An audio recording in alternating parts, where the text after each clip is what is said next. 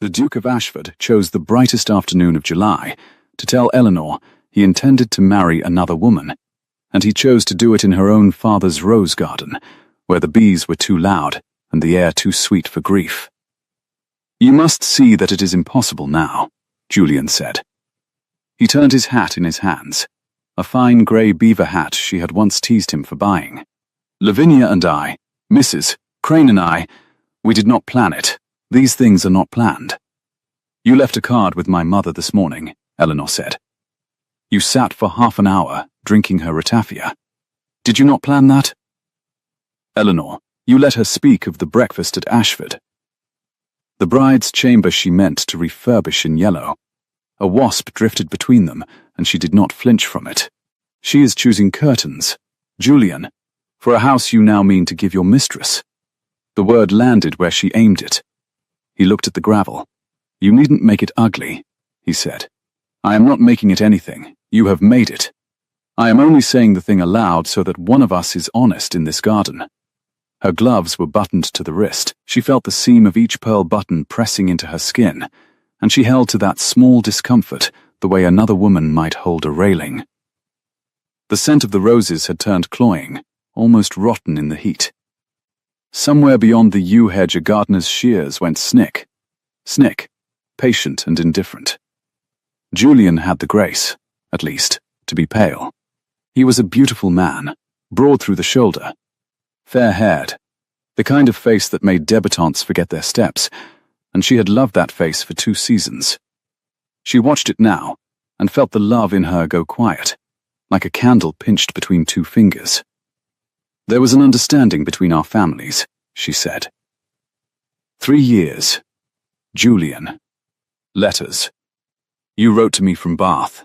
You signed them. I know what I signed. Your servant always. Always, you used the word. A man may be 8 and 20 and still mistake what he feels. He had found his courage somewhere and lifted his eyes to her. "Mrs. Crane makes me. She does not require me to be the Duke of Ashford every hour of the day. With you I am always being measured. You measure everything, Eleanor. You cannot help it. A man wants to be loved, not assessed." The shears stopped. She felt the insult settle into her, cold and exact, and she understood with a clarity that surprised her that this was the sentence he had come to say. The rest had been preamble. He had needed to make her the cause so that he might walk away the wounded party. "I see," she said. "Eleanor, no, you have explained yourself very thoroughly. You always were thorough when it cost you nothing." She drew a breath, and the rose smell flooded her again, and she nearly faltered, but the pearl buttons held her. "You may go out through the side gate. My father is in the library, and I would spare you both the meeting." He hesitated, as though he had expected weeping, and did not know what to do with a woman who simply stood. Then he bowed, a correct, shallow bow, the bow one gives an acquaintance, and went, his boots loud on the gravel, the grey hat going back onto his fair head before he had even reached the gate. Eleanor stood among her mother's roses until the sound of his horse had faded down the drive. Only then did her hand come up to her mouth, and only for a moment, and then it went down again to smooth her skirts, because a footman might come, and a Hartwell did not weep where the staff could carry it to the kitchens by supper. She was 24, and she had just been thrown over for a widow, and the worst of it, the very worst, was that part of her had been measuring even now, measuring how long before the ton knew, and what it would cost. By morning the ton knew. She understood it from the calling cards. 3 ladies who had promised to dine left their regrets on small stiff rectangles, each excuse more delicate than the last. A sudden megrim. An aunt arrived from Shropshire. The heat. The heat had not troubled them on Monday. Eleanor laid the cards in a row on the breakfast table, and read them the way a general reads a map of ground already lost. "Vultures," said her Aunt Beatrice, helping herself to a great deal of marmalade. "I have always said it.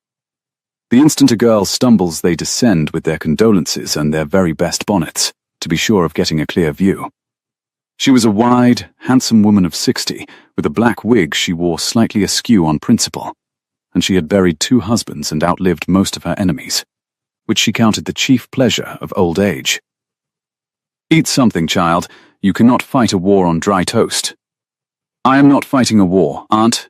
No? Then you have already lost it. Beatrice pointed her knife. When I was jilted, oh, do not look so, of course I was jilted. Every woman worth knowing has been jilted at least the once.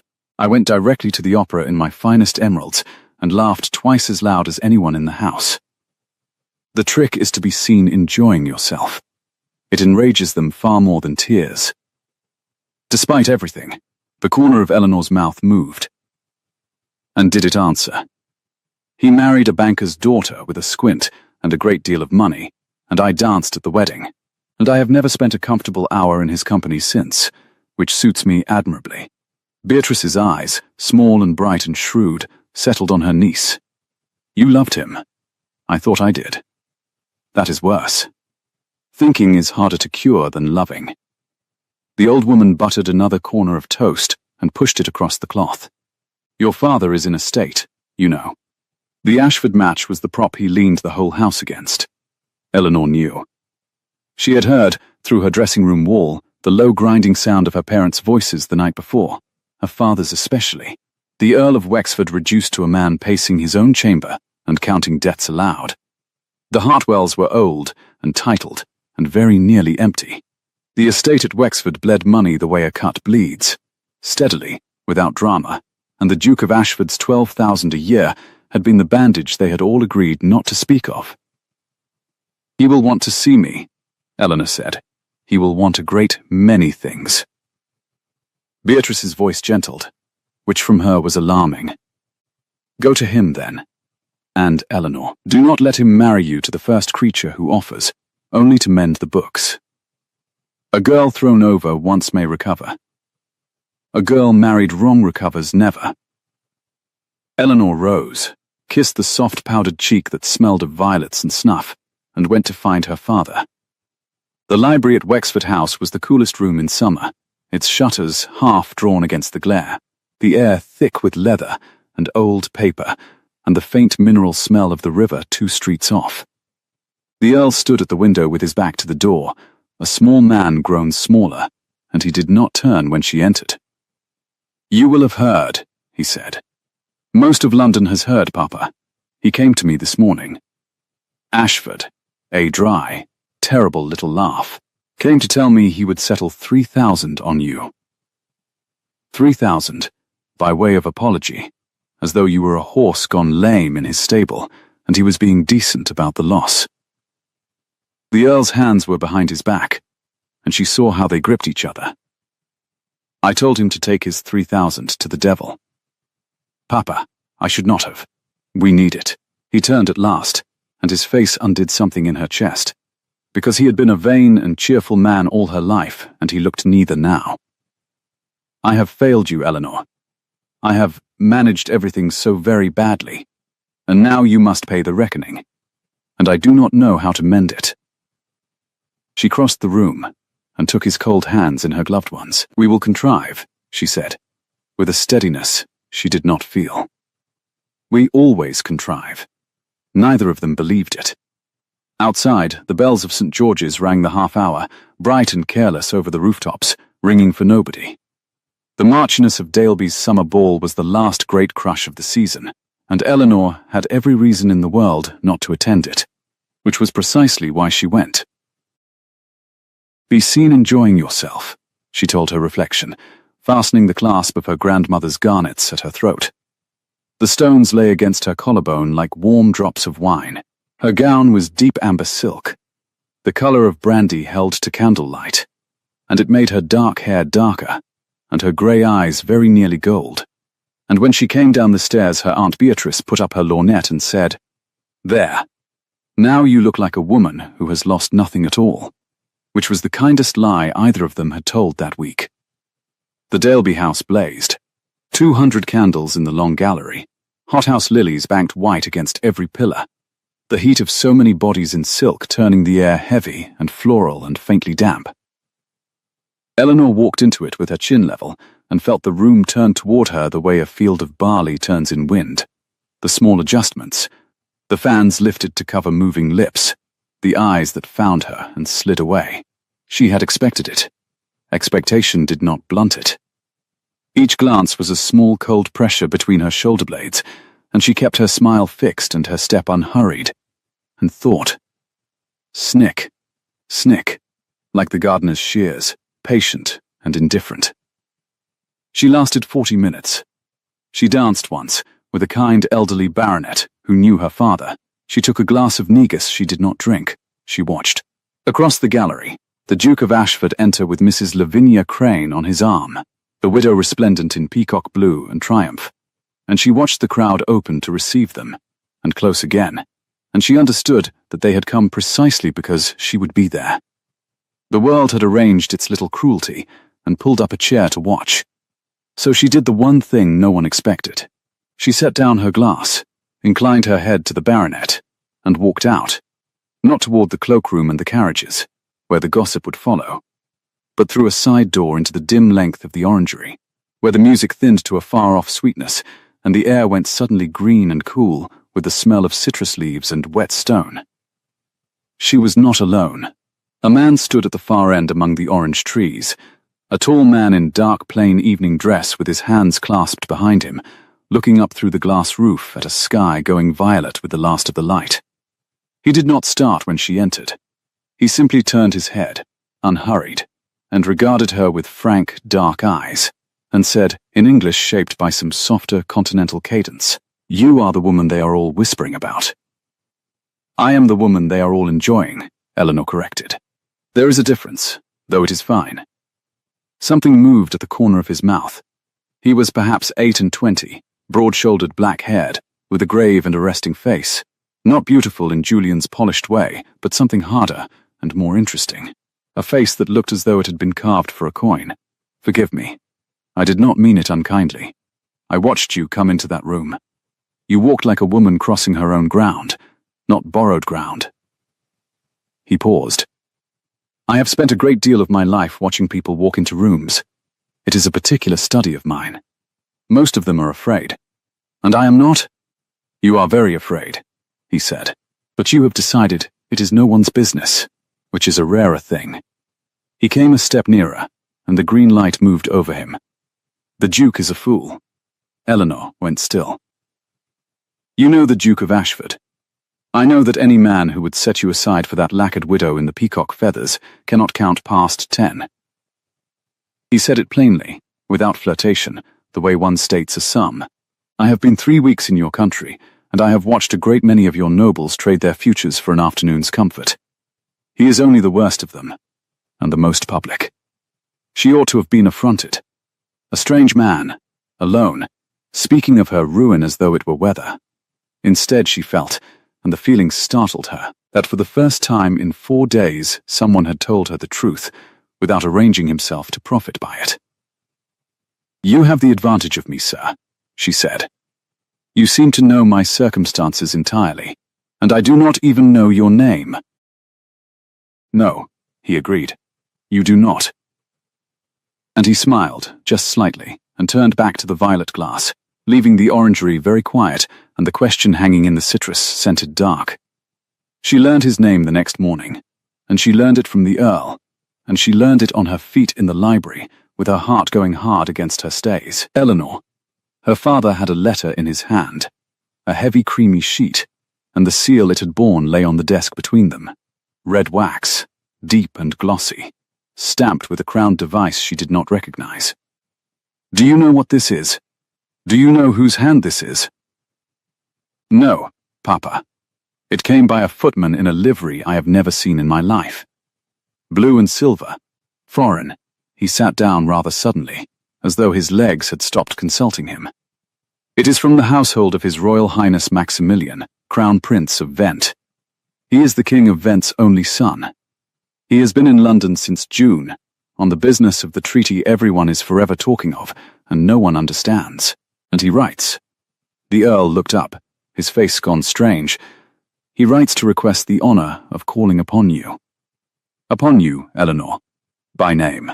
The orangery rose up whole in her mind, the green light, the carved coin of a face, the unhurried voice. "You do not even know my name." "No, you do not." "He was at the Daleby ball," she said faintly. "He was." You spoke to him?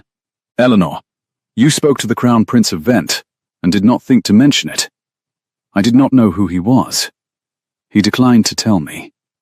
A small wild urge to laugh climbed her throat, and she put it down. He called the Duke of Ashford a man who could not count past 10. The Earl stared. Then, for the first time in a week, something flickered behind his eyes that was not despair. A terrible, hopeful, calculating spark she recognized, because it lived in her too, the Hartwell habit of measuring. He is calling at 3, her father said. He is calling here. Today, he called at 3 exactly. The blue and silver footman, the plain dark coat, the grave face, that did not trouble to perform. He sat in her mother's drawing room and drank tea he did not want, and he was courteous to her flustered mother, and grave with her father, and he watched Eleanor over the rim of his cup, with the same frank attention he had turned on her in the orangery, as though she were a problem he had already half solved. And when the tea was done he asked, with perfect composure, to speak with Lady Eleanor alone, and her parents, scandalously, after the briefest glance between them, withdrew.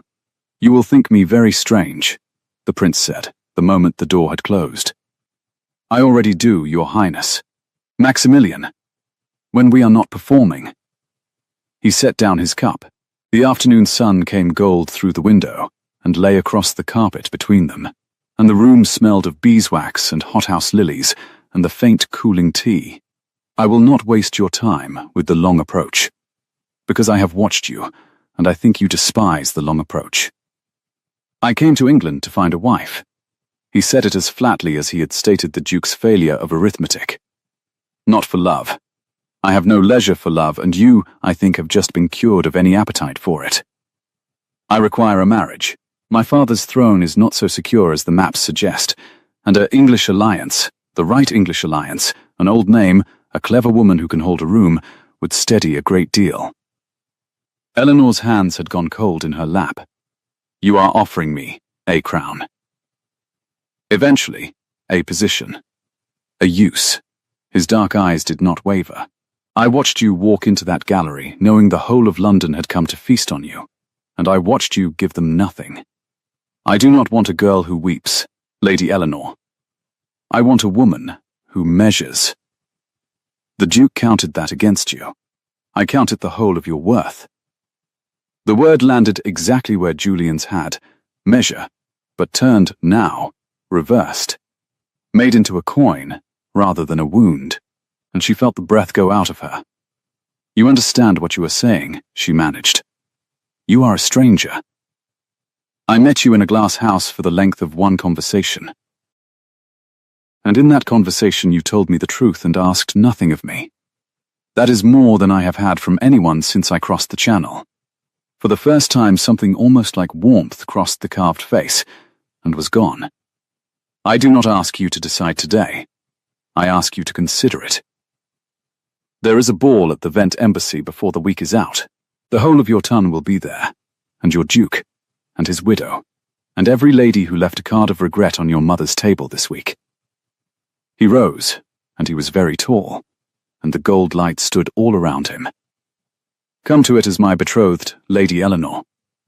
Walk into that room on my arm, and let us see how London enjoys you then. He bowed, not the shallow, correct bow Julian had given her in the rose garden, but something deeper, deliberate, a bow that meant it, and he was gone before she had found a single word, and the door had shut, and the lilies breathed their heavy sweetness into a silence that roared.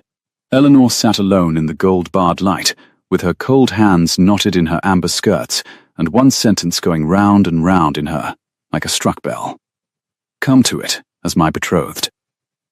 She thought of the rose garden, the snick of the shears. She thought of Mrs. Crane's peacock triumph, and the small stiff cards of regret, and her father's gripping hands at the library window. She thought, against all sense, of a green-lit orangery, and a man who had said you walk like a woman crossing her own ground. She did not yet know that to say yes would cost her far more than the Duke ever had, that the Prince of Vent carried his own ruin folded inside that grave face, and that the embassy ball was not an ending, but the first step onto a much higher and more dangerous floor. She only knew that somewhere in the house a clock was striking the half-hour, bright and careless, and that for the first time in a week she was not afraid of it. She rose and crossed to the writing desk and drew a clean sheet toward her and reached for the pen. The pen was cold between her fingers, and the ink ran too thin off the nib. And Eleanor sat a long moment, with her hand poised over the clean sheet, while the lilies on the mantel breathed their heavy sweetness across the room. She had meant to write yes. She found she could not make her hand shape so naked a word. Instead, she wrote, in the small even script her governess had whipped into her, "I will come to your ball. We shall speak there of what comes after." She did not sign it with any of the words Julian had used. She sealed it plain, with no device but a thumbprint pressed into the wax, and she rang for a footman before her courage cooled. The bell had scarcely stopped swinging when the door came open without a knock, and her Aunt Beatrice filled the frame, black wig pushed a degree more crooked than usual. Lorgnette already up. Your mother is on the stairs with her salts, and your father is in the hall walking a hole in the turkey carpet, Beatrice announced, and the pair of them are saying Crown Prince to one another, as though the words were communion wine. Now, before they descend upon you and ruin everything with hope, tell your old aunt the truth. What did the man actually say? Eleanor pressed the seal flat with her thumb and watched the wax go from glossy to dull. He said he wished to marry me. They all say that. He said he did not love me, had no leisure to, and counted that the chief recommendation between us. She lifted her eyes. He said the Duke had counted my measuring against me, and that he counted it the whole of my worth. Beatrice came into the room slowly, and the teasing went out of her broad, handsome face, and she lowered herself into the chair across the desk, with a creak of stays and old bones. The smell of her came with her, violets and snuff, and a faint warm dust. The smell of Eleanor's whole childhood. That, the old woman said at last, is either the cleverest thing a man has ever said to you, or the cruelest. And the devil of it is I cannot tell which, and neither, child, can you. No. A man who wants nothing of your heart cannot break it. There is a cold sort of safety in that. Beatrice turned the lorgnette over in her fingers. But mark me, Eleanor, a throne is not a drawing room. You think London is a nest of vipers, and it is. I have lived among them 60 years and I should know. But these are vipers whose mothers you have dined with. You speak their tongue. Across the water you will be a stranger in a court that wanted one of its own, and every kindness will have a hook in it, and you will not know which fork to mistrust. She paused. He is very handsome, I suppose. He is not handsome at all, Eleanor said, and was surprised by the truth of it as she said it. He has a face like a coin somebody hammered hard. You could not call it handsome. Worse and worse, said Beatrice, with gloomy relish. A handsome man you may manage. A man with an interesting face will keep you up at night wondering what he is thinking, and that is how clever women come to grief. She heaved herself up. Send your note. Go to the ball. But promise me you will keep one foot on the ground while the rest of you is being crowned, because I have watched a great many people fall in love with their own rescue, and never noticed the rescuer until the bill arrived. The footman came. Eleanor gave him the letter. And from the hall below came her father's voice, lifted, almost young again. Is it gone? Has it gone to him? And she heard in it the sound of a man leaning the whole weight of his ruined house against a door he had not yet opened. And she shut her eyes for the length of one breath, and then went down to be embraced. He came again on Friday, and this time he did not pretend to want the tea. We will dispense with it, Maximilian said, the moment her mother had been gently and unmistakably steered from the room by a look. He set his hat and gloves on the side table and did not sit. You wrote that we would speak of what comes after. I find I prefer to speak of it standing.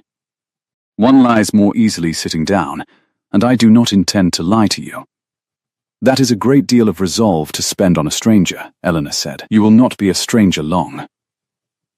He moved to the window, where the July light fell hard and gold across the carpet, and he stood in it the way he had stood in the orangery, as though light were a thing he was accustomed to being looked at within. Here are the terms. Plainly, We are betrothed at my embassy within days, before your whole society and mine. You are conducted to Vent before the autumn. You are crowned princess in the cathedral at Haltenberg when the time is fit. You give me sons, in due course, and a court that does not laugh behind its fans, and the appearance, before the world, of a man whose house is steady. He turned. In exchange you have my name, my protection, the settlement of your father's debts entire, and never again, so long as you live, the smallest necessity of caring what a woman like Mrs. Crane thinks of you. Those are the terms. They are not romantic. I told you I had no leisure for that. Eleanor folded her hands at her waist, over the place where the pearl buttons of her gloves pressed small hard points into her wrists, and she held to that. You speak of my father's debts as though you have read the ledger. I have read the ledger. He said it without apology. I do not buy land I have not walked. I do not marry a house I have not had counted. Your father owes 11,000 and some hundreds, the greater part of it to a wine merchant and a builder in Bath, who will both be glad of their money and discreet about how they came by it. Forgive me. You would think less of me if I had come unprepared, and I would rather be thought thorough than be thought tender. My last suitor was thought tender, Eleanor said. It wore very thin.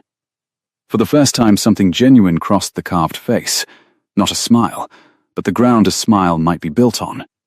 Yes, I imagine it did. She studied him in the gold light. You have told me a great deal of arithmetic, Your Highness, and nothing at all of yourself. A woman buying a horse is permitted to look at its teeth. You wish to look at my teeth. I wish to know what I am carrying across the water. You said your father's throne is not so secure as the maps suggest. A clever woman does not put her foot on a stair without knowing which step is rotten. He was quiet a moment, and she watched him decide how much to give her, and she saw, for the smallest instant, before he folded it away, that the question had touched something raw. You are right to ask, he said, and I will answer you. But not in this room, with your mother's ear at the keyhole, and your father pricing my coat. At the ball. I will tell you one true thing at the ball. Before you stand up beside me, so that you choose it knowing. He took up his gloves. Will that content you? It will have to. It will. And then, drawing the glove smooth over his knuckles, he added, almost idly, Your Duke has applied for an invitation to my embassy on Thursday.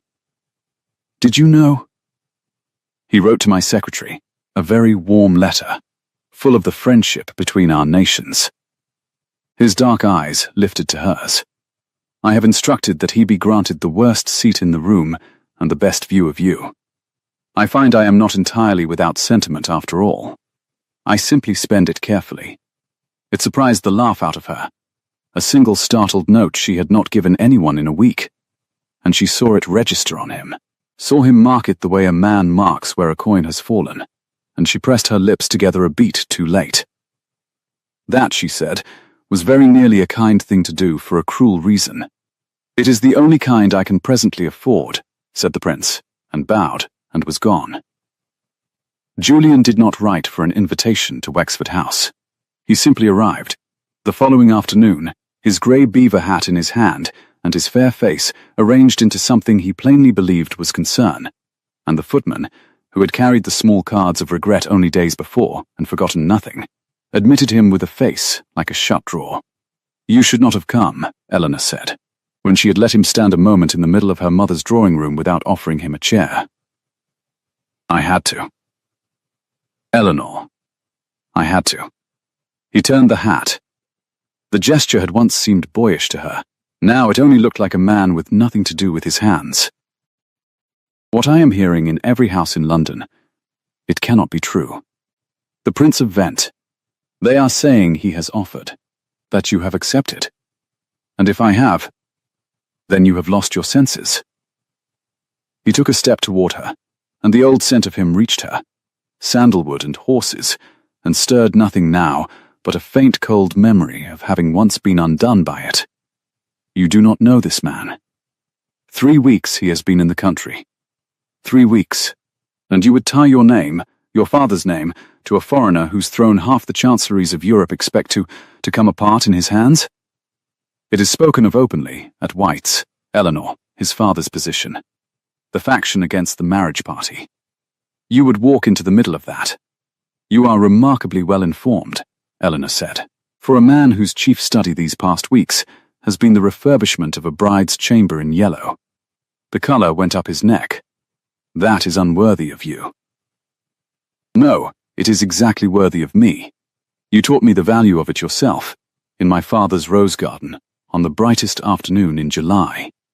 She kept her voice level, and the levelness was a blade, and she watched it go in. You came here to tell me I was making a mistake. Let me spare you the rest of the speech. You are not afraid for me, Julian. You are afraid for yourself. You set me aside for a widow and a comfortable life, and you expected me to retire quietly into shame, where you might pity me from a distance and feel the better for it. And instead I am to be a princess, and you will have to stand in the worst seat in a foreign embassy and watch me crowned with everyone you know looking on. That is the mistake you came to mourn. Not mine. Yours, he stared at her. Somewhere outside a costermonger cried strawberries, the sound thin and bright through the half-open window, and the heat of the afternoon pressed into the room with the smell of warm carpet and beeswax, and the cut roses going over in their bowl. He does not love you, Julian said at last, very low. You know that. A man like that, he is using you. For your name, for the Tory connection, for whatever steadies his house. You will be a piece of furniture in a palace, Eleanor. An English chair he has bought to make his throne look older. And what was I to be at Ashford? She asked. A bandage on my father's books that you tore off when something softer came along. She crossed to the bell and rang it. At least the prince has been honest about what he wants of me. You never managed even that. You let me think it was love for 2 whole seasons because it cost you nothing to let me. Good day to you. James will see you out, and do take the side gate. I find I have a taste for symmetry. He went white then, and put the grey hat on his fair head before he had reached the door. The same careless habit, the same insult of it, and Eleanor stood very straight until the street door had closed behind him, and only then did she sit, rather suddenly, and find that her hands were shaking, not with grief, but with the strange new violence of having been believed. The Vent envoy called at 6, unannounced, which was its own message. He gave his name to the butler as Count Wilhelm von Adler, and when he came into the drawing room, Eleanor understood at once that here was a beautiful man. Beautiful as a frosted pane is beautiful, pale and exact, with silver fair hair, and a mouth that had clearly never once said anything it had not first weighed for profit. He bowed with continental precision. He declined refreshment. He waited, with great courtesy, until her father had been manoeuvred from the room by some instinct the Earl himself could not have named. And then he turned to Eleanor and smiled, and the smile did not reach the cool grey eyes at all. Lady Eleanor, I am attached to His Royal Highness's household. I have served his family since before he could walk, and I love him. You will forgive a plain man, a plain word, as I love the dynasty itself. I have come to speak to you as a friend. You have come without an appointment, at the dinner hour, when my betrothal is not 3 days announced, Eleanor said. I do not think you have come as a friend, Count. I think you have come to frighten me. Pray do it directly. I have had a long week of men arranging themselves before they wound me, and I find I prefer the wound. Something flickered behind the pale eyes. Surprise, perhaps even a chill of respect. He inclined his silver head. Very well. Directly, he folded his gloved hands. His Highness's marriage was, until 3 weeks ago, all but settled. There is a lady in Vent, the Gräfin Sophia von Linden, of the oldest blood in the Principality, whose family commands the loyalty of the northern provinces, and 1/3 of the army's officers besides. A union between them would have bound the throne and the marriage party into a single fist. It was understood. It was nearly contracted. The Gräfin herself believes it contracted still. He let that settle. And now His Highness crosses to England on a matter of treaty and returns betrothed, within the month, to an Englishwoman with an old name and an empty estate. You will perhaps begin to see, Lady Eleanor, the difficulty. The lilies, the beeswax, the strawberry seller's last faint cry, all of it seemed to thin and recede. He told me there was a faction against the marriage party, she said. He did not tell me there was a woman. No, said the Count softly. I imagine he did not. He is fond, you understand, of telling the truth one careful piece at a time. It is a habit that has served him. It will not serve you. He drew on his gloves, finger by finger, the very gesture Maximilian had made, and she understood it for a court mannerism, a whole country's way of arming the hands. Marry him, and the northern provinces will read it as an insult to the Gräfin and a slap to her house, and they will withdraw their loyalty at the very hour the throne can least spare it. You will not be a princess, Lady Eleanor. You will be the spark to a fire that has been laid in that country for 10 years. And you will be blamed for the burning. I do not say this to frighten you. The grey eyes held hers. I say it because, unlike His Highness, I do you the courtesy of the whole truth at once. Withdraw, plead a maiden's nerves. Let him return to the lady he was always meant to have, and let your name stay clean, and let a great house stand. That is the kindness I have come to offer you. He bowed, and at the door he paused, and added, with exquisite gentleness, he is a man who carries a great weight very lightly, our prince. Do not mistake the lightness for the absence of the weight. Whatever he has not told you, and there is a great deal, he has not told you for a reason. Good evening. And then he was gone, and the room was very still, and Eleanor stood alone among the cooling lilies, with a name turning over and over in her chest, like a stone she could not put down. Sophia von Linden. Who believes it contracted still?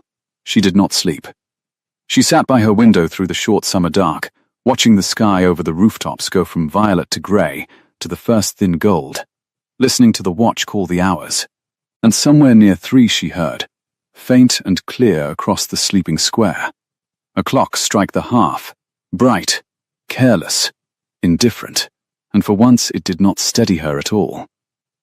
In the morning, a note came on heavy cream paper she now knew at a glance, sealed in glossy red wax, with the crowned device.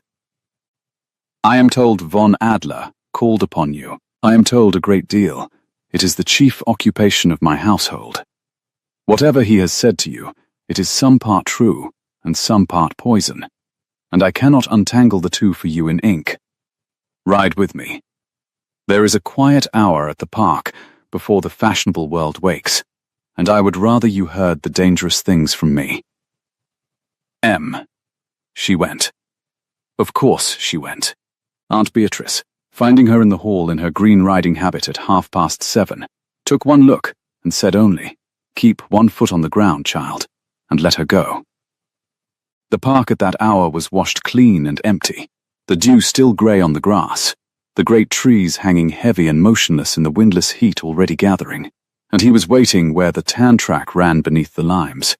Mounted on a black horse, plainly dressed, bareheaded, he turned the horse alongside hers, without a word, and they rode a while in the green hush, the only sound the creak of leather and the soft fall of hooves, and, somewhere, a blackbird working its way through the morning.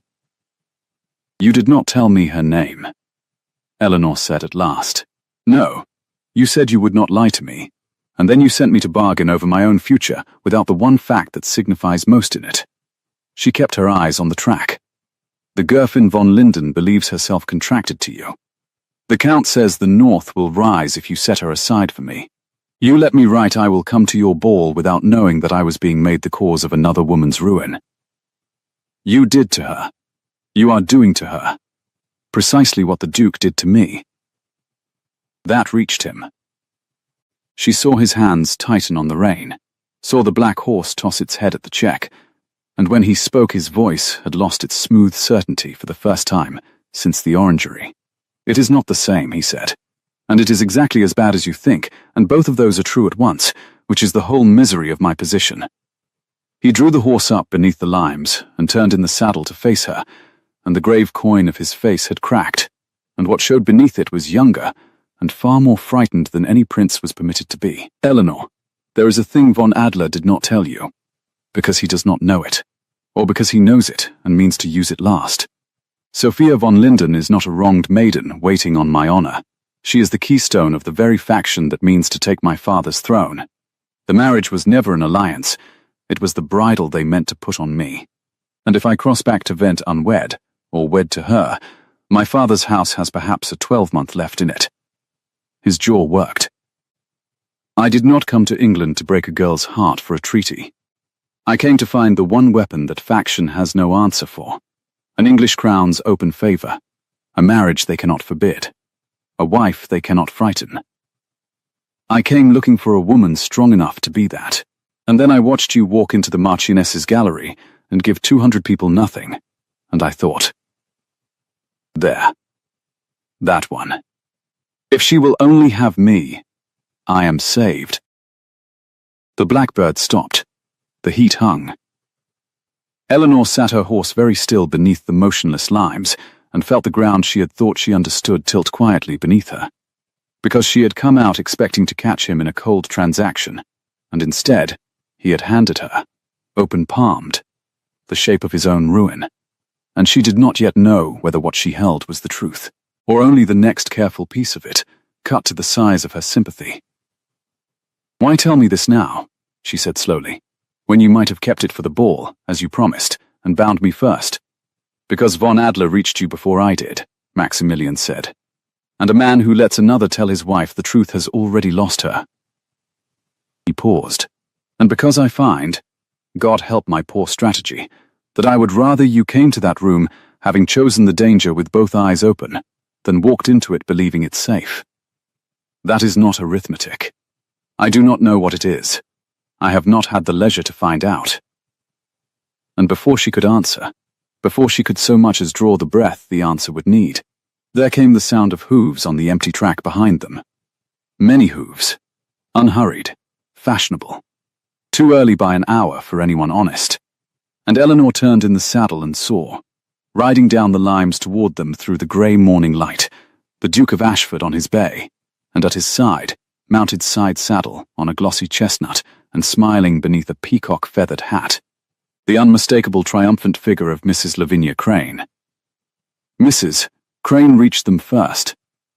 She brought her chestnut up across the track with the easy seat of a woman who rode well and knew she was watched, and she let the silence sit a moment before she spent it, the peacock feather at her hat trembling in the windless heat. Lady Eleanor. And so, early, one hears such things of the park before breakfast. Her voice was honey-poured slow, warm at the surface and thick beneath. She was a handsome woman of perhaps 30, with auburn hair and a wide soft mouth made for saying cruel things sweetly, and her eyes went from Eleanor's face to the bare-headed man beside her, and brightened with a frank, acquisitive interest. I do not think we have been presented to your friend. You have not, Eleanor said. Julian had drawn up his bay a half-length behind, and the colour was already climbing his throat, because he had recognized the plain dark coat and the black horse and the carriage of the man who wore them, and Eleanor watched the recognition arrive in him like cold water. Lavinia, he said, low, come away. Come away? When we are only just arrived. Mrs. Crane laughed, a pretty sound. Julian, do not be tiresome. Present me. That will not be necessary, said Maximilian. He had not raised his voice. He sat his horse with his hands quiet on the rein, and looked at the two of them with the same unhurried attention he had turned on a violet sky through glass, and something in the look made Mrs. Crane's smile falter at one corner, the way a flame stutters in a drought it cannot find. His Grace knows who I am, the prince went on, which is why he has gone the colour of his own coat. As for you, madam, the dark eyes moved over the peacock feather, the glossy chestnut, the triumph she had worn out into the morning like a second gown. I find I do not need to be presented to you at all. I have had the whole of you described to me already, and the description was generous. The blackbird started up again somewhere in the limes, careless of them all. You are foreign, Mrs. Crane said, and the honey had thinned. I am. It is among my smaller faults. He gathered the rein. Lady Eleanor, the dew is going off the grass and the fashionable hour will be on us directly. I think we have given the park enough to talk of for one morning. But Julian had found his courage in the worst place, as he always did, and he pushed the bay forward a step. You do not know what you are about, he said. And it was Eleanor he said it to, not the prince, his fair face working. All of London is saying, Eleanor, for God's sake, listen to one man who has known you since you wore your hair down. This is not a match. This is a card played in a game you cannot see the table of. He will use you and set you down, and there will be no coming back from it. No quiet retirement. Nothing, at least with me. At least with you, Eleanor said. I should have had a yellow chamber, and the privilege of watching you choose the curtains for another woman. Yes, I remember the offer. She turned her grey eyes on him, and they had gone very nearly gold in the early light, and her voice did not lift at all, which made it worse. You came to the park this morning to be seen forgiving me, Julian, to ride past and pity me, and carry the pity home to your set like a trophy. And instead you find me beneath the limes with a crown, and you cannot bear it, and so you call it concern. Go home. Choose your curtains. You are very good at choosing things you will not have to live with. Mrs. Crane's chestnut sidled. The peacock feather had gone quite still. Julian, the widow said, and now there was a new note in the honey, a cool calculating thread. You did not tell me it had gone so far as this. It has not gone anywhere, Julian said desperately. It has gone all the way to a prince of the blood beneath the trees at 7:30, Mrs. Crane returned, and for the first time she looked at Eleanor, not as a woman she had bested, but as a woman she had perhaps misjudged, and the look had something almost like fear at the back of it. She drew her glove smooth. Good morning, Lady Eleanor. We shall meet again, I do not doubt, in a warmer room. At the Vent Embassy, I believe, said Maximilian pleasantly. His Grace has applied for a seat. I have seen to it that he shall have an excellent view. He inclined his bare head a precise degree. Both of you. Do enjoy it. And he turned the black horse and walked it away beneath the limes without haste, and Eleanor turned hers and went with him. And she felt the two of them at her back like a heat on her shoulders all the long way down the green ride, and she did not look round once, and the small dry pleasure of that carried her nearly to the gates before the larger fear came back to claim her. You enjoyed that, she said. I did, Maximilian admitted. It was beneath me and I enjoyed it entirely. I shall do penance later. A muscle moved at the corner of his mouth. Your Duke chooses his moments the way a man chooses the one chair in a room that will tip him onto the floor. I almost feel for him. Almost, it surprised a breath of laughter out of her again, and again she saw him mark where it fell, and this time she let it stand. But the lightness lasted only as far as the open gate, where a groom in blue and silver waited with a face too carefully blank, and a folded paper, and the morning closed over her head again, like water. The paper was for the prince, not for her, and she watched him read it on horseback in the flat gold light at the park gate, watched the ground a smile had nearly stood on go hard and level again, watched the coin reassemble itself feature by feature, until the man she had ridden out with was gone, and the Crown Prince of Vent sat in his place. What is it? She said, not a question. She had learned, in a single week of being lied to by tender men, the particular stillness that comes before the next careful piece is cut. A ship docked at Dover on the evening tide, Maximilian said. He folded the paper once, twice, with great economy, and a travelling carriage came up the Dover road through the night and was admitted to a house in Portman Square at 6 o'clock this morning. A house leased a fortnight ago by an agent, in a name that means nothing. Von Adler's name is behind it. It would be.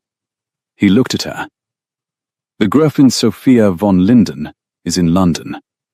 Lady Eleanor. She arrived while you and I were watching a blackbird. The heat pressed down. Somewhere beyond the railings the city was waking. A cart, a cry, the iron clatter of a shop's shutters going up. And Eleanor sat her horse, and felt every separate sound of it land on her skin. "She has come for you," she said. "She has come for the throne. I am merely where it is kept." He gathered the rein. "Go home. Say nothing to your father yet. He will price it and frighten himself. I must learn what she means to do, and I have a day at most before the whole of your society learns she is here and writes the rest of the story for us." For an instant the level voice cracked, just once, like ice over moving water. "Eleanor, whatever you are told today, and you will be told a great deal, and some of it will be true, hold to nothing until you have had it from me. Will you promise me that much? You ask me to trust the one man who has admitted to telling me the truth in pieces. I ask you to trust the man who is telling you that, which is not nothing." He held her eyes. "It is the only honest thing I have to offer you before tonight, and I am offering it. Will you take it?" She thought of Aunt Beatrice in the hall. "Keep one foot on the ground, child," and of the snick of the gardener's shears, and of how very tired she was of choosing which man to believe. "I will take it as far as Portman Square," she said. "No farther." And she turned her horse for home, and behind her she heard him sit a moment in the rising heat before he rode the other way, toward whatever a Gerfin had crossed a sea to do to him. The card came at noon, and it was not for the prince. "The Gerfin Sophia von Linden requests the honor of half an hour of Lady Eleanor Hartwell's time, this afternoon, at 4 o'clock, at her house in Portman Square. The Gerfin trusts her ladyship will see the wisdom of coming alone, and the discourtesy of refusing." "You will not go," her father said. He had the card in both hands, and his face had gone the grey it wore in the library now, as a matter of course. "Eleanor, you will not. A summons, to a stranger's house, alone, the day before. No, I forbid it. You forbade me the Ashford match too, Papa." "In the end," Eleanor said gently, "and a great deal of good it did either of us." She took the card from him. The hand was beautiful, upright, foreign, the downstrokes pressed hard into the paper, the discourtesy of refusing. "She has named the field and the hour. If I do not come, she will write it that I was afraid to, and that story will reach the embassy before I do. I would rather meet her with my own face on than have her draw me one." Beatrice, from the window seat where she had installed herself with her lorgnette and a refusal to be sent away, made a low sound in her throat. "She is right, Wexford, and you know it, and you hate it. The girl cannot win this from behind a door." The old woman heaved round. "But you do not go alone, Eleanor. Summons or no summons, I shall sit in the carriage at the curb the whole half hour. And if you are not out by the 4:30, I shall come up those steps myself, and make such a noise as Portman Square has not heard since the Gordon troubles. A foreign countess is one thing. An English aunt in a temper is a force no chancellery in Europe has yet found the answer to." Despite the cold weight under her stays, Eleanor crossed the room and kissed the powdered cheek. "You are the only general I trust," she said. "I am the only one who has lost as many battles as you are about to," said Beatrice, and survived to be rude about it. "Go and dress. Wear the garnets. Let her see you are not a girl she can frighten with good furniture." The house in Portman Square was tall and pale and shut, the blinds half drawn against the 4 o'clock glare, and within it was cool and bare and smelled of beeswax newly applied, and underneath, of a house that had stood empty until a fortnight ago, that faint closed mineral smell of unaired rooms. A servant who spoke no English at all led Eleanor up a staircase that carried no pictures, into a drawing room where the furniture still wore its Holland covers on every piece but two, and where a woman stood at the window with her back to the door, slender and very straight, in a gown of dove grey so plain it was its own kind of arrogance. She turned, and Eleanor understood, with a small inward drop, that here was the most beautiful woman she had ever stood in a room with, pale gold hair drawn smooth, a face of cold flawless symmetry, eyes the grey of a winter sea, and a stillness in her that made Eleanor's own hard-won composure feel suddenly like a thing learned only that morning. "So," said the Gräfin von Linden.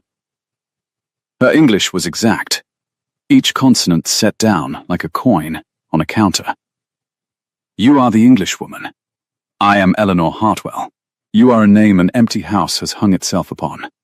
I have read your father's accounts. They make sad reading. She moved to a covered chair and did not uncover it, and did not offer one to Eleanor. Sit, if you wish. I shall not be long, and I think you will not wish to sit when I have finished, so perhaps you had better stand, and have the journey already made. I will stand, Eleanor said, since you have arranged the room so kindly to require it. Something passed across the perfect face. Not a smile, but the cold acknowledgement of a blow well placed. He told me you had a tongue. He was right in that, at least, among the many things he has been wrong in. He, Maximilian, the Gerfin, said the name the way one says the name of a place one owns. You imagine I have come to plead with you, to weep, perhaps, and show you a wronged woman's heart, and beg you to step aside. She drew off one grey glove, finger by finger, that same court mannerism, a country's whole way of arming the hands, and laid it on the Holland cover. I have not. I have come to show you a letter. The cold came up through the bare boards into Eleanor's thin slippers, and she stood very straight in her garnets and her brandy-coloured silk, and watched the Gerfin draw a folded sheet from a writing case on the covered table, a sheet creased soft with carrying, its red seal broken. You will know his hand, the Gerfin said. You have had what? 2 notes of it? 3? I have had 11 years of it. I could draw you every letter blind. She did not give the sheet into Eleanor's hand. She held it up, open, at the length of her arm, so that Eleanor must come to it, must close the distance herself, and Eleanor came, because to refuse was to be afraid, and read. It was his hand. There was no mistaking the spare, upright strokes she had seen close a note with a single initial. The letter was dated in April, 3 months gone, from Haltenberg, and it was addressed to my dear Sophia, and Eleanor's eye went down it the way a foot goes down a dark stair, finding each tread by the falling. And you are right that the matter cannot rest in air much longer. My father's friends press me, and yours press you, and we are neither of us children to pretend the thing has not been understood between our houses since we were both in the schoolroom. I will not insult you with the language of romance. You would laugh at me, and rightly. But I know of no woman in Vent I would sooner have stand beside the throne, nor any whose blood and sense would steady it as yours would. When I am returned from England, we will make an end of the waiting. You have my word on it, which you know I do not give twice. Your servant, always. M. Your servant always. The room tilted, very quietly, the way the park had tilted beneath the limes. Only this time there was nothing open-palmed held out to catch her. Eleanor stood with the cold coming up through her slippers, and read the 2 words again, and heard, underneath them, perfectly preserved, Julian in a rose garden, you signed them your servant always. Always, you used the word. And the small flame she had, felt kindled that morning on the ride home, pinched out between 2 fingers. Yes, said the Gerfin softly, watching her face with the attention of a woman reading an instrument. I thought you would know that phrase. It is his. He spends it carefully. He will have spent it on you too, I do not doubt, in some pretty address. She folded the letter and put it away. He wrote that to me in April. In June he crossed to your country. In July he stood under some glasshouse roof and decided that a ruined Englishwoman with an old name and a desperate father would make a sharper weapon against my family than a marriage to me would make a bridle upon him. That is all you are, Lady Eleanor. You are the knife he chose, because it was cheaper than the sword. I have not come to beg you to drop it. I have come to make certain you know whose hand is on the hilt, and that it is not yours. You have told me a date, Eleanor said. Her voice came out level, she did not know how. April, you have shown me a letter 3 months stale. He told me himself this very morning that your marriage was never an alliance but a bridal, that your house means to take his father's throne, and that he sought in England a wife your faction could not forbid. You have shown me nothing he did not say first. The grey eyes did not waver. Did he tell you, the Gerfin said, that he knew the Duke of Ashford meant to set you aside before the Duke had done it? The 4 o'clock glare lay flat and gold across the Holland covers, and outside in the square a horse stamped, and a child laughed, and a bell somewhere struck the quarter, and Eleanor stood in the cold bare room, and felt the question go into her like the seam of a pearl button pressed too hard. "That is a lie," she said. "It is the one thing in this room that is not." The Gurfin took up her glove again and drew it on, finger by finger, unhurried. His household has had men in London since the spring. Von Adler keeps them. It is his particular art. They knew of Mrs. Crane before your mother did. They knew the Duke would cry off after the breakfast was spoken of. These things leave a trail. A debt paid. A jeweller consulted. A widow's bills suddenly settled by a ducal hand. Maximilian came to the Marchioness of Dalaby's ball that night because he knew you would be there, freshly broken and freshly useful. The orangery was not chance, Lady Eleanor. Nothing he does is chance. He chose the hour, the room, the green light, and the line. You walk like a woman crossing her own ground, the way a hand on a stage chooses its mark. He has told you the truth in pieces, has he not? He is proud of that. He thinks it makes him honest. She drew the second glove smooth and looked at Eleanor with something that was very nearly, for one cold instant, pity. A man who hands you the truth in pieces is not being honest. He is being careful that no single piece is large enough to make you run before the trap is sprung. I have given you the whole of it at once. Now you may do as you like with it. The carriage will see you down. Good afternoon. She did not remember the stair, or the foreign servant, or the door. She remembered the heat of the square coming up off the paving like an open oven after the cold of the house, and the blessed sight of her aunt's wide, handsome face at the carriage window, and then the lurch and rattle of the wheels, and Beatrice's voice, somewhere above her, saying, "Child, child, what has she done to you?" And her own hands, ungloved now, though she could not recall taking the gloves off, lying open and empty in her amber lap. "She showed me a letter," Eleanor heard herself say. "April, your servant, always." He wrote it to her in April. The words came out flat and small. It is Julian's phrase. It is the very phrase. They both used it. 2 men, 2 countries, the same 2 words, and I believed it both times. A letter 3 months old proves nothing but that he was once where every man of his rank is got to be, Beatrice said sharply, gripping her wrist. "What else?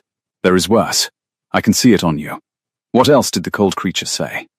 So Eleanor told her, the men in London since the spring, the trail of a debt paid and a widow's bills settled, the orangery chosen like a mark on a stage, the line delivered to land. And Beatrice listened with her lorgnette forgotten in her lap and her black wig more crooked than Eleanor had ever seen it, and when it was done, the old woman sat back against the squabs and was silent for the length of 3 streets, which from Beatrice was a thing more frightening than any speech. "It hangs together too well," she said at last. "That is what makes it true. No, child, that is what makes it built." Beatrice's small bright eyes had gone hard and shrewd. A thing that hangs together perfectly has been made to hang together. Life does not come so neat. The Gräfin gave you a story with no loose thread in it, no awkwardness, no place where it does not quite meet. And a true thing always has such a place. Because the truth is clumsy, and a lie is tidy.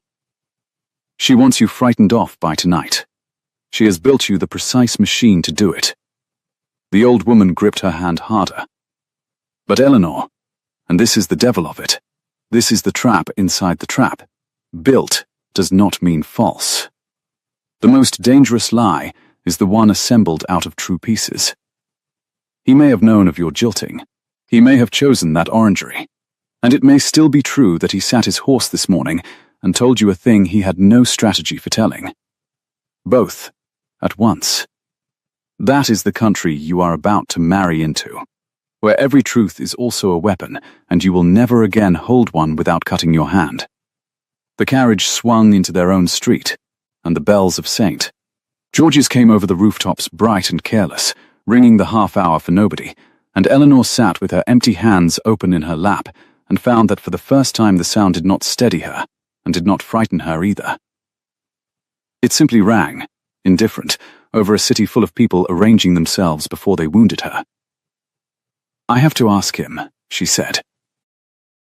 "You have to ask him," Beatrice agreed grimly, "and you have to watch his face when you do, and you will not be able to read it. because a man who has handed out the truth in slices for 30 years has a face like a shutbank. And then you will have to choose anyway, tonight, on no better ground than your own judgment of a stranger. She patted the cold hand once, roughly. Welcome to it. This is what they never tell debutante. The whole of being a woman of sense is choosing in the dark and answering for it in the daylight. He came at 8, the evening of the ball, when she was already dressed for it, and that he came at all, on the one night the whole of 2 societies expected him at his own embassy receiving his own guests, told her something before he had said a word. She received him alone in the small back parlour, by her own arrangement, with no fire lit against the summer warmth, and only a branch of candles burning, and she stood with her back to the cold hearth, in a gown of midnight silk sewn over with seed pearl, the garnets dark as old wine at her throat, and she did not sit, and did not offer him a chair, and she watched him take in the arrangement of the room, the deliberate echo of Portman Square, and understand it. You have seen the Gherfin, he said. At 4 o'clock. By summons. She arranged a room very like this one to make her point, so I have returned the compliment.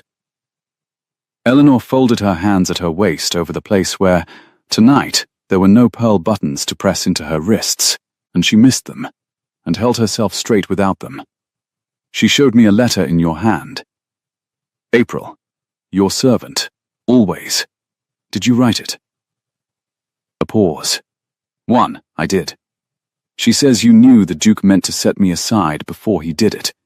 That your men had it from London in the spring, that the orangery was not chance, that you chose the hour and the room, and the green light, and the very line you said to me, the way a hand on a stage chooses its mark, because I was freshly broken and freshly useful, and a cheaper weapon than a sword. She kept her eyes on his face, on the carved coin of it, hunting the place where it would not quite meet, the clumsy true seam Beatrice had taught her to look for. Tell me she lied.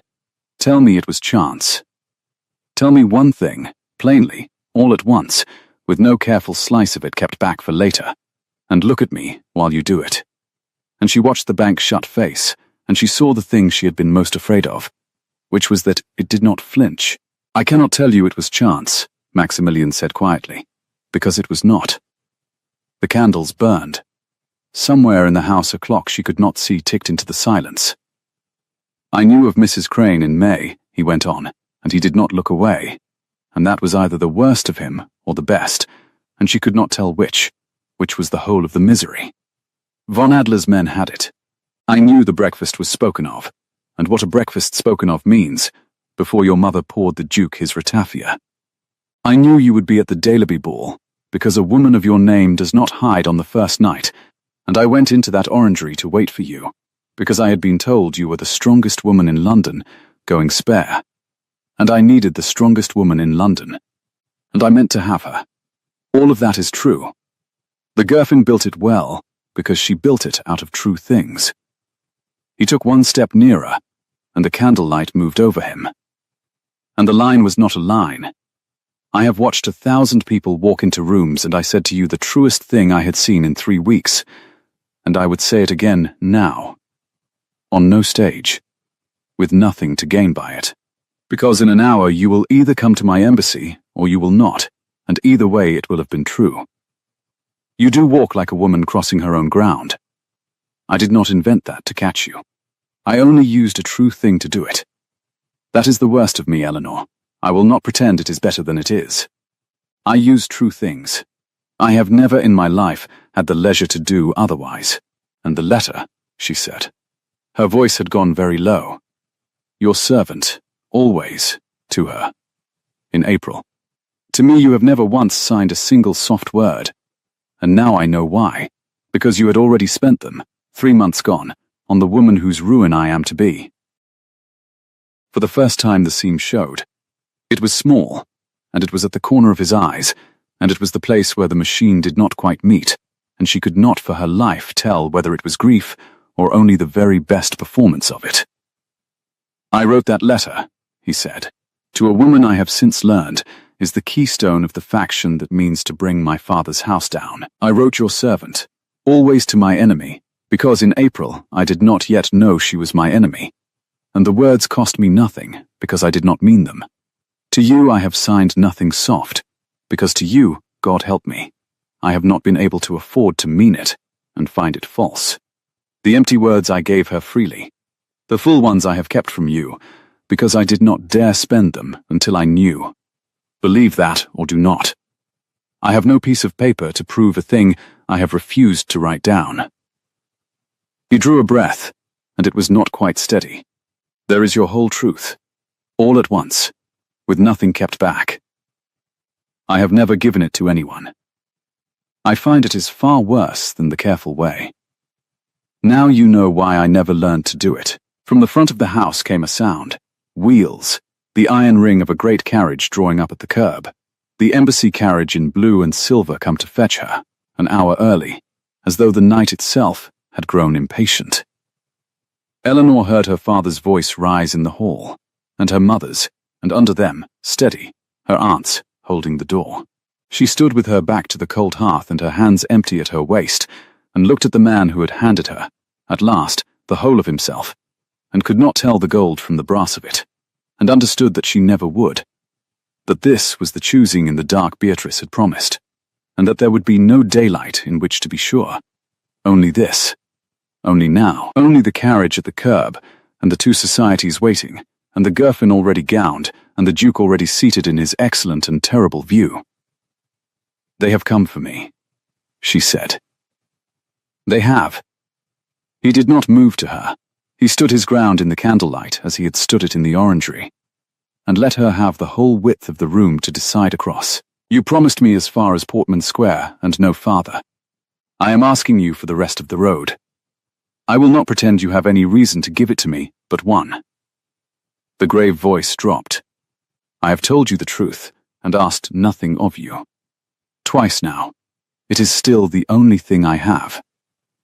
And the carriage waited, and the candles burned, and somewhere over the rooftops a clock began, bright and careless, to strike the hour, and Eleanor reached up and pressed 2 fingers to the cold wine-dark garnets at her throat, the way she had once held to pearl buttons against capsizing, and she crossed the room toward the door, and toward the carriage, and toward the one room in London where every person who had ever wounded her sat waiting to see which way she would fall. The embassy blazed brighter than the Daleby house had ever dreamed of blazing.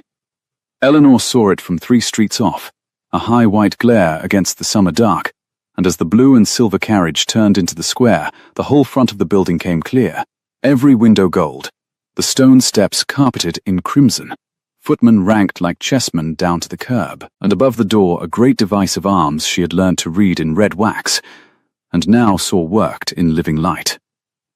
The night was warm and close, the air thick with the smell of crushed roses strewn for the wheels and the river beyond, and, under it, hot wax and hothouse green. Somewhere within, a string band had begun. They have lit it like a beacon, her Aunt Beatrice said from the seat opposite, her black wig for once set straight, her emeralds out of their wrappings and burning at her throat. He means the whole of London to see exactly how high you are being carried. Subtle, he is not. He is many things, Eleanor said. Subtle is not among the ones he spends on a public night. The carriage stopped. A footman opened the door, and the noise of the square came in, wheels, hooves, the murmur of the curious crowd pressed against the railings to watch the great folk arrive, and Eleanor sat one moment more, with her gloveless hands open in her midnight lap, the seed pearls on her skirt catching the flambeau like frost. 1 foot on the ground, Beatrice murmured, I remember. I know you do. I say it for myself. The old woman gripped her wrist hard. Once, go and be a princess, child, or go and refuse to be one.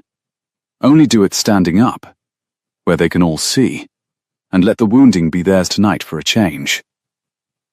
Eleanor went up the crimson stair into the glare, and at the head of it, before the great doors, in plain dark evening dress, among 100 uniforms heavy with gold, stood Maximilian, bareheaded, grave, waiting where the whole assembling world could watch him wait. He had not gone in to receive his guests. He had stood at his own door for the length of an hour, she understood, so that the first thing every soul in that house would witness was the Crown Prince of Vent holding his ground for an Englishwoman who might yet turn the carriage round. "You came," he said. "As far as the door," Eleanor answered. "We have not yet spoken of the rest of the road." "No," something moved behind the carved face. "We have not." He offered his arm, not the shallow gesture Julian had given her in a rose garden, but his whole arm, deliberate, before 200 pairs of eyes. "Then come and let us speak of it where it cannot be whispered."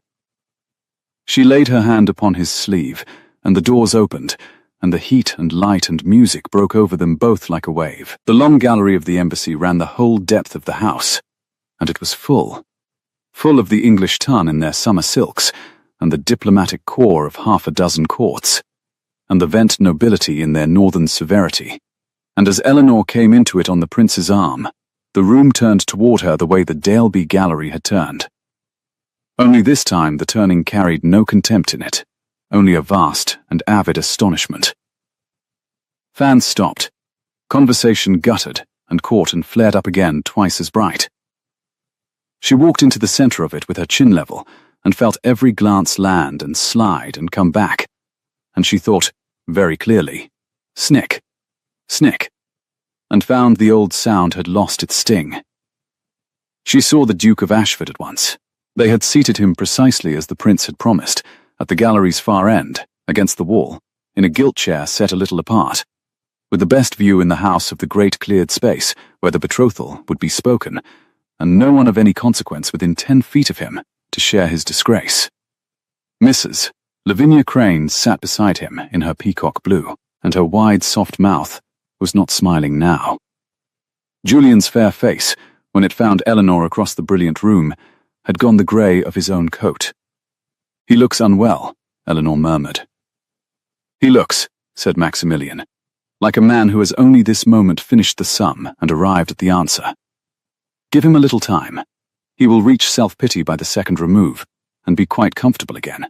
It startled the breath of a laugh out of her, there in the center of the staring room, and she let it show, and she felt the watching world record it, the discarded girl, laughing on a prince's arm, and she understood that the laugh had done more work in one instant than an hour of careful dignity.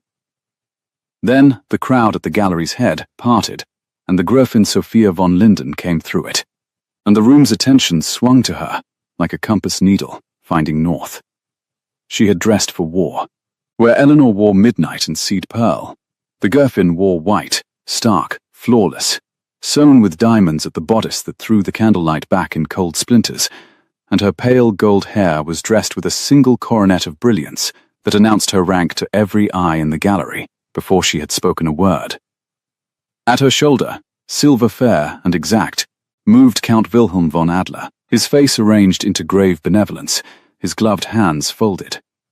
The two of them came down the gallery, and the English fell back from them, and the Vent nobility inclined, and Eleanor felt Maximilian's arm go rigid beneath her hand. "There is the keystone," he said, very low, "and there is the hand that holds it in the wall. Whatever they do now, they will do it before the course, where I cannot answer it as a private man. Be ready." "I have been ready since Portman Square," Eleanor said. The Gräfin stopped 6 feet from them, in the cleared center of the gallery, where the whole house could see, and she swept the prince a curtsy of exquisite and insolent perfection. And then she turned her winter-grey eyes upon Eleanor, and let the silence draw long enough that the band, sensing it, faltered and thinned to nothing. "Your Highness," her exact English carried to the gallery's furthest corner. "You will forgive an old friend her plainness. I have crossed a sea on the strength of a letter written in your own hand, and I find on my arrival that London has busied itself marrying you to a stranger. I had thought, between our houses, there was an understanding too old and too deep to be set aside for." She let her gaze travel, slow and pitiless, over Eleanor's gown, her bare hands, the garnets that were not diamonds. "For an afternoon's English novelty." A sound went through the gallery, a sibilant rustle of indrawn breath and lifted fans. Across the room, Mrs. Crane leaned forward in her gilt chair, and the Duke of Ashford's grey face turned hopeful. It was, Eleanor saw, a beautifully made thing. The Gräfin had not accused. She had grieved, publicly, with a wronged woman's dignity, and in grieving had hung the whole question in the air before the diplomats of 6 courts. Is the Crown Prince of Vent a man who breaks his sworn word for novelty? And there was no answer Maximilian could give that would not make it worse. To deny the letter was to call her a liar before the court. To own it was to confess himself faithless. He had told her the truth came at him in pieces. Here was a piece cut precisely to open a vein. She felt him draw the breath to answer, and she pressed her fingers once into his sleeve, and she stepped forward herself into the cleared centre, alone, where the Duke had the best view in the house. "Gräfin." Eleanor's voice did not lift, and the not lifting made the gallery lean to hear it. "You speak of a letter written in April, and you are right to. I have read it. Your servant, always. A graceful phrase. I have some acquaintance with it, as it happens. I was given the very same words once, in a rose garden, by a gentleman who is here tonight." She did not look at Julian. She did not need to. The whole room looked for her. "So I know exactly what such a phrase is worth, and exactly what it weighs. And I will tell you plainly before all these good people. It weighs nothing at all. It is the coin men spend when they have nothing dearer in the purse. You have crossed a sea to show me a 3-month-old letter full of empty words. I am the last woman in England you could frighten with one." The Gräfin's flawless face did not move, but the diamonds at her bodice trembled once with her breath. "You make light of a sworn understanding," she said. "No, I make light of you, madam, which is a different thing. And I will tell this room why." Eleanor turned, slowly, so that she spoke now not to the Gräfin, but to the gallery, to the ambassadors and the ministers, and the grave northern lords, and she felt the cold, clear engine of her own mind take hold. The thing the Duke had counted against her, and the Prince had counted her whole worth. A wronged bride, with an old understanding and the loyalty of the northern provinces behind her, has the King of Vent, the courts of Vent, the church at Haltenberg, and every honourable channel of 2 nations in which to seek her remedy. She does not need to skulk. She does not need a house leased a fortnight since by an agent in a false name with the blinds drawn against the day. A stir ran through the Vent nobility. She had struck something, and she pressed it. Yet that is precisely how the Gräfin von Linden has come to London, in secret, by night, to a borrowed house in Portman Square, to summon a private gentlewoman to a room stripped of its furniture, and there work upon her in the dark. I ask this distinguished company a single question. Is that the conduct of a wronged and honourable woman appealing to justice? She let it hang one beat.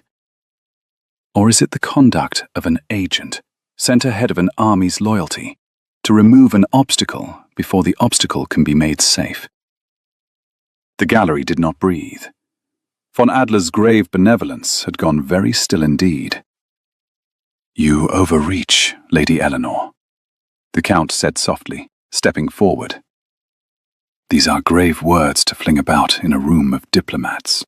"They are," Eleanor agreed. "And I notice it is you who answers them, Count, and not the Gräfin. You, who keep the men in London who knew of my jilting before my own mother did. You, who leased the empty house. You, who came to my father's drawing room to do me the courtesy of the whole truth at once, so that I might be frightened off and a great house spared." She smiled, and it was not a kind smile, and the room saw it. "I have learned a great deal about your court in a fortnight, sir. I have learned that a story which hangs together too perfectly has been built to hang together. Yours was a very fine machine, but you wound it one turn too tight. and I have spent my whole life among people who arranged themselves before they wound me, and I have grown quick at hearing the spring. For the first time since the white-clad woman had entered, Maximilian moved. He came to stand at Eleanor's shoulder, and when he spoke his voice carried the flat finality she had heard him use on Mrs. Crane beneath the limes. The voice that did not need to be raised, because nothing in the room would dare cover it. "The Gräfin von Linden," he said, "is the keystone of a faction in my country that has spent 10 years laying the ground to bring my father's house down.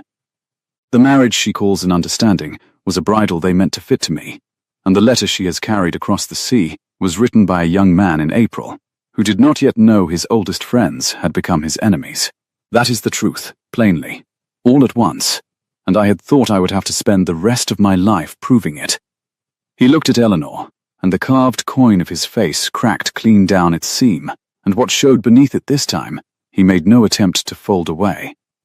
"And then this lady proved it for me, in 4 minutes, before the cause of 6 courts, with nothing in her hand but her own clear head. Von Adler, you came to frighten a gentlewoman. You will find you have armed her instead." The Count's pale composure had thinned to a blade's edge. "Your Highness will regret, I will regret a great many things," Maximilian said. "I find I do not tonight regret this one." And then he did the thing that emptied the breath from Eleanor's chest, the thing she would turn over for the rest of her life and never quite reach the bottom of, because he did it not in private, and not by halves, but in the full glare of the gallery, where it could cost him everything, and where everyone he ruled, and everyone who wished to unseat him, stood watching to see whether he meant it. He turned from the Gräfin, and from the Count, and from the watching corps, and he faced Eleanor, and he took both her bare hands in his. "I brought you here to be a weapon," he said. "I will not insult you on this of all nights by pretending otherwise. This whole room has heard it said, and I will not have you carry a lie out of it. I found the strongest woman in London going spare, and I meant to use her to save my house, and I told myself that was honest, because I told you so. But a man cannot save an honorable thing by a dishonorable means, and I have known it since the orangery and refused to hear it." His hands tightened on hers. "So here it is, plainly, before them all. I release you. You owe me nothing, not your name, not your hand, not so much as the rest of this evening. Walk out of this house tonight, and your father's debts are paid regardless, and the carriage is yours, and not one soul of mine will ever trouble you again. I would sooner lose vent to that woman and her army than buy it with a wife who has already been sold once. You came to me believing it was safe.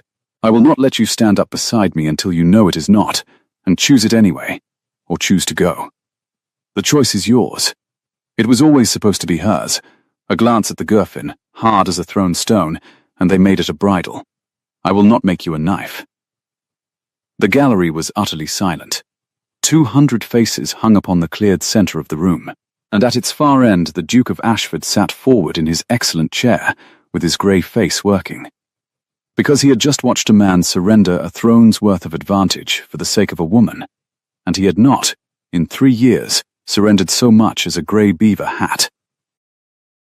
Eleanor stood with her bare hands in the prince's, and the whole brilliant, cruel, watching world arranged to see which way she would fall.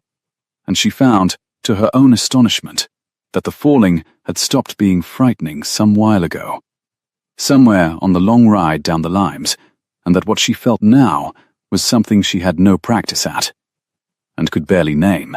The floor steady under her feet for the first time since a rose garden, because at last she stood on ground she had not borrowed from anyone. "You have handed me the whole of yourself," she said, "and asked nothing. 3 times now. It is still the only thing I have. It is enough." Her voice carried. She meant it to. "It is more than I was offered by a man who swore he loved me.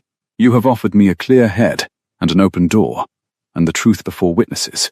And I find, Your Highness, that I am a woman who would rather measure than be flattered, and you are the only man in 2 countries who counts that a virtue."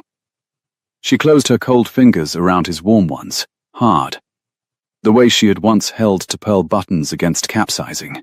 Only there was nothing now to capsize from. "So I will not go out by the door. I will stand up beside you. Not because you saved me. I had begun to save myself, and I should have managed it. Because you are the first person who ever looked at the whole of me and did not flinch, and I have decided that I should like to spend a life learning the rest of you. Slice by careful slice until I have the whole. She turned her grey eyes, gone gold in the candle blaze, upon the woman in white. Gerfin, you may tell the North that the Englishwoman was not a knife after all. She was a choice. There is no faction in Europe that has yet found the answer to a marriage freely made before the eyes of 6 courts. You have crossed a sea to spring a trap, and you have sprung it, and there is nothing inside but 2 people who mean it. A sound broke over the gallery then, not the hiss of fans this time, but a swelling murmur, and from somewhere among the English ranks a single pair of hands began to clap, and another. And then the diplomatic corps took it up, grave men in gold lace applauding an alliance no faction could now unmake, and the northern lords of Vent looked at one another and at the Gerfin, and slowly, one by one, began to bow toward their prince and his English bride. The Gerfin von Linden stood in the center of the cleared floor, with the cold splinters of her diamonds throwing back a light that had stopped being hers. For one moment Eleanor saw the flawless face hold, and then, beneath it, something give way. Not grief exactly, but the bone-deep exhaustion of a woman who has carried a heavy thing a very long way to set it down in the wrong place, and Eleanor understood, with a pity she had not expected and could not refuse, that the Gerfin too had been someone's weapon once, fitted to the bridle young, and had never been offered the door. Von Adler reached for her elbow. "We are finished here," he said, low and urgent. "Come away." In a moment, Wilhelm the Gerfin shook off the gloved hand. She drew from the bosom of her white gown a folded sheet. Eleanor knew it at once, the soft creased letter, the broken red seal, and she crossed the cleared floor alone, past the applauding corps, and she stopped before Eleanor and held it out. Not at arm's length now, but openly, on her flat pale palm. For the taking. "Keep it," the Gerfin said, and only Eleanor and the prince stood close enough to hear. "Your servant, always. You were right, it weighs nothing. I have carried it 11 years, and it has cost me everything I might have been, and I find I do not want it across the water with me." Eleanor took the letter. The paper was warm from the woman's breast and very light. There is one line in it I never showed you. The last.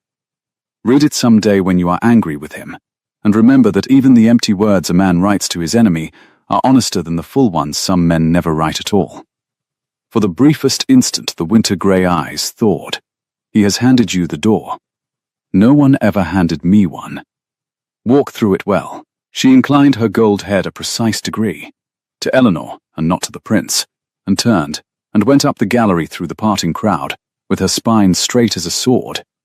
And Count von Adler went after her, his pale exact face a closed and emptied bank. And the great doors took them both, and the faction that had been 10 years in the laying went out into the summer dark, with nothing in its hands. Eleanor unfolded the letter, there beside the prince, and found the last line her eye had skipped on a cold afternoon in Portman Square. "Below your servant always, in the spare upright strokes," he had written, "though I think you and I shall never learn the trick of meaning it, which is perhaps the saddest thing our 2 houses have made of us." "You wrote that to your enemy," she said. "I did not know she was my enemy. I knew only that neither of us had ever been let to mean a word in our lives." Maximilian looked at the line over her shoulder, and his jaw moved. "I have spent a great deal of tonight learning to mean things, Eleanor. I find it is far worse than the careful way, and I am not going back." Across the gallery, the Duke of Ashford rose from his excellent chair. For one moment Eleanor thought he meant to come to her, to make some last speech of warning or of grief, and she braced for it.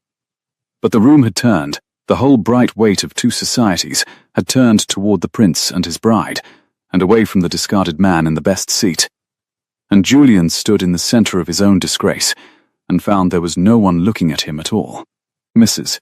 Crane was already gathering her peacock skirts, already glancing toward the doors, already calculating, Eleanor saw, the cost of having been seen all season on the arm of a man the Crown Prince of Vent had seated against the wall. The widow caught Eleanor's eye across the brilliant room, and dropped her a curtsy. Small, exact, the curtsy one gives a woman one has badly misjudged, and steered the Duke of Ashford toward the side door, the servants' door, the door for those who leave before they are asked to. He put his grey beaver hat upon his fair head before he had reached it, the old careless habit, the small last insult to himself, and was gone. "He will tell his set he wished us joy," Eleanor said. "He will tell his set a great many things." Maximilian drew her hand back through his arm, and the band, recovering its courage, struck up again, and the gallery began to breathe and move and glitter as a ballroom should. "Let him. We have a betrothal to announce, and your aunt is bearing down upon us through the diplomatic corps like a frigate under full sail, and I find I am rather afraid of her." "You are right to be," Eleanor said. "She has buried 2 husbands and outlived her enemies, and she has been waiting all evening to be rude to a prince. Be brave." Beatrice arrived in a wind of violets and snuff and triumph, her emeralds blazing, her black wig knocked once more to its principled angle, and she looked the Crown Prince of Vent up and down through her lorgnette with the frank assessing eye of a woman pricing a horse. "So," she said, "you are the coin somebody hammered hard. I have been called worse, madam, and by better-dressed people." "I doubt that very much." But the small bright eyes had warmed, and she lowered the lorgnette. "You gave her the door, young man." "I heard it. The whole room heard it. You stood up before 6 courts, and handed my niece her freedom on the one night you could least afford to, and you let her choose you on no ground but her own judgment." She prodded his chest once with the lorgnette. "That was either the cleverest thing a man has ever done in this house, or the most honest, and the devil of it is, I find I can tell after all. Mind you go on telling her the truth, slice by slice or whole, I care not which, only go on. A girl thrown over once recovers. A girl lied to twice does not." She turned to Eleanor, and her broad, handsome face did a thing it rarely did, which was to be wholly without defences for a moment. "You kept one foot on the ground, child. I had a good general," Eleanor said, and kissed the soft powdered cheek, and felt the old arms come hard around her, just once, before Beatrice remembered herself, and stepped back and announced to the prince that she should require a very great deal of his country's wine before the evening was out, and that he had better be quick about it. They were married at Haltenberg, as the first frost silvered the high northern hills, and Eleanor crossed the cathedral floor on her father's arm, the Earl of Wexford restored to vanity and cheerfulness, his debts paid entire, his house standing, weeping without shame, into a handkerchief the size of a tablecloth, and she felt 2 countries watching her walk into a room again, and she walked it the way she had always walked it, like a woman crossing her own ground. It was the following summer, in the gardens below the palace at Haltenberg, that the story found its quiet ending. The Vent summer came late and kindly, the air thinner and cooler than England's, smelling of pine off the mountains, and warm stone, and the particular green of clipped box, and Eleanor sat in the shade of a lime walk with a dish of cherries beside her, and a country to learn the management of, and a letter from Aunt Beatrice open in her lap, full of London scandal, and the news that the Duke of Ashford had married Mrs. Crane at last, and that the pair of them were said to quarrel beautifully. Somewhere down the long green walk, a gardener's shears went snick. Snick, patient, indifferent. The very sound that had once measured out the worst afternoon of her life in another country's roses. She listened to it now, and found it had become only a sound a garden makes, and she ate a cherry, and was content. A shadow fell across the page. Maximilian came down the lime walk bareheaded, in his shirt-sleeves, with the grave coin of his face wearing the small new crack at the corner that 12 months of being made to mean things had worn permanently into it, and he sat beside her on the stone bench and took a cherry without asking, and looked out over his steadied house and his quiet kingdom. "There is a deputation from the northern provinces arrived this morning," he said. 11 of them. They wish to pledge their loyalty formally, and to present my princess with a very ugly ceremonial cup, and to assure me at great length of their devotion to the throne. The same northern provinces that meant to bring your father's house down. The very same. He ate the cherry. I find ruling is largely a matter of being gracious to people who counted on your ruin. I am told one grows used to it. And can you count them? Eleanor asked, gravely, reaching for another cherry. All 11? Or shall I send for an abacus, in case the figure runs away with you? He turned his head and looked at her, and the crack at the corner of his eyes deepened into something that was, at last, unmistakably and entirely a smile. I can count past 10, he said. I have been practicing. It is the one accomplishment your Duke and I have never shared, and I mean to keep it. She laughed. The full laugh. The one she had given no one in the week her old life ended. The one he had marked falling in an orangery and learned, over a year, to earn on purpose. And down the lime walk the shears went snick. Snick in the warm bright air. And from the high white tower of the palace a clock began to strike the half-hour, careless and golden over the steadied kingdom, ringing this time, she thought, for somebody after all. Without sugar? Maximilian asked, lifting the cherry dish. With, said Eleanor, and took his hand, and turned her face up to the northern sun. If this story warmed your evening, stay a while by the fire, subscribe to Adrian's Fireside, and tell me in the comments which line was your favorite. And I shall light another candle, and have the next tale ready before the clock strikes again.